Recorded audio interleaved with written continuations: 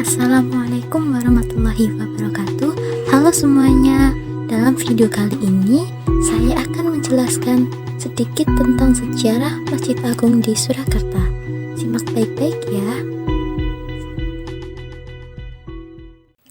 Oke, sebelum kita mengulas sejarah singkat Masjid Agung Surakarta, perkenalkan, saya Sekar Ayuwardani, NIM 193141121 dari kelas 5D PGMI.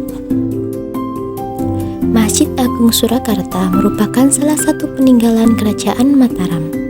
Masjid Agung dibangun oleh Sunan Pakubuwono III tahun 1763 dan selesai pada tahun 1768. Hal ini dapat diketahui dari prasasti yang terdapat di dinding luar ruangan utama masjid.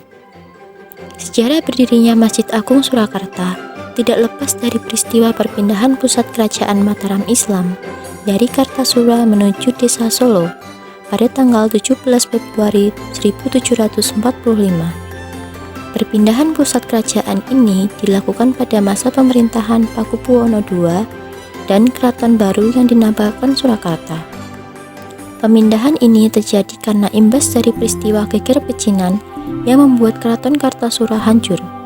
Sebagian bahan bangunan yang digunakan untuk membangun Masjid Agung Surakarta merupakan bekas Masjid Agung Kartasura yang ikut dibawa oleh Pakubuwono II.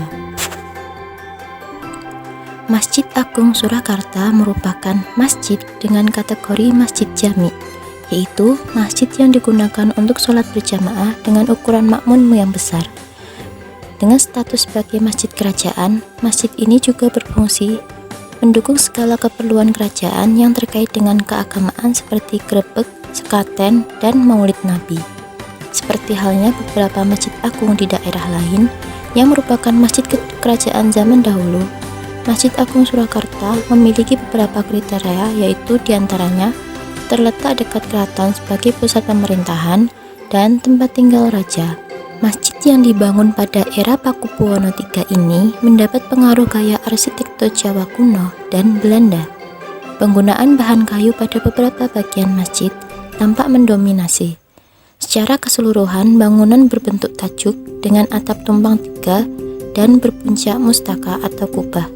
Makna tajuk bertumpang tiga ialah pokok-pokok keturunan Islam, yakni iman, Islam, dan ihsan. Kemudian penambahan bagian masjid dilakukan pada masa pemerintahan Pakubuwono IV dengan menambahkan mustaka berbentuk paku bumi di puncak atap masjid. Selain itu, penggantian saka atau tiang juga dilakukan pada tahun 1791 Masehi dari saka lama yang berbentuk persegi yang merupakan saka bawaan dari masjid lama di Kartasura menjadi saka baru berbentuk bulat. Pada masa Sri Susuhunan Pakubuwono VII, diadakan kembali renovasi berupa pendirian pawastren, perluasan serambi atau emper dengan memakai kolom-kolom bergaya Dorik, serta dibangun dengan lantai yang lebih rendah. Perbedaan ketinggian membuat hierarki antara kedua serambi terlihat jelas.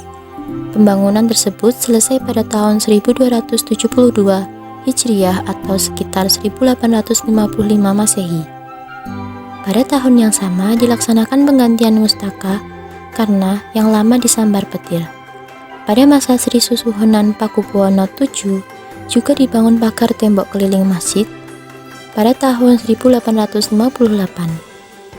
Pada masa pemerintahan Pakubuwono IX, sebuah menara dibangun di halaman masjid. Selain itu, sebuah jam matahari juga dipasang untuk mempermudah menentukan waktu sholat. Selain itu, gapura utama yang sudah ada dirombak dan diganti dengan gapura baru bergaya arsitektur Persia pada tahun 1901. Itu tadi merupakan penjelasan singkat tentang sejarah Masjid Agung Surakarta. Sekian, terima kasih sudah menonton dan mohon maaf apabila ada kesalahan kata. Semoga bermanfaat. Wassalamualaikum warahmatullahi wabarakatuh.